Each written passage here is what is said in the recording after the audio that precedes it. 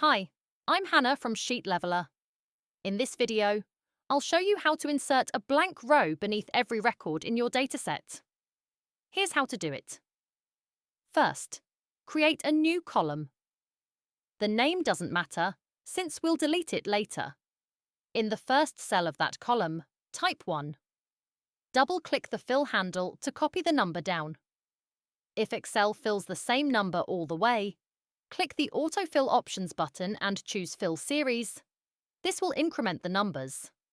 Copy that entire column of IDS. Press Ctrl plus down arrow to jump to the bottom of the dataset. Paste the IDs again directly below your last record. Now you've effectively doubled the list of IDS. Press Ctrl plus Home to return to the top. Select any cell, then press Ctrl plus Shift plus L to turn on filters. On your new ID column, sort smallest to largest.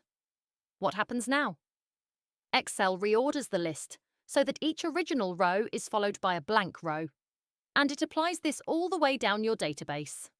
Finally, delete the ID column, you don't need it anymore. And that's it. You've quickly added a blank row beneath each record. Thanks for watching. I'm Hannah from Sheet Leveler. Don't forget to subscribe so you never miss new Excel tips and tricks.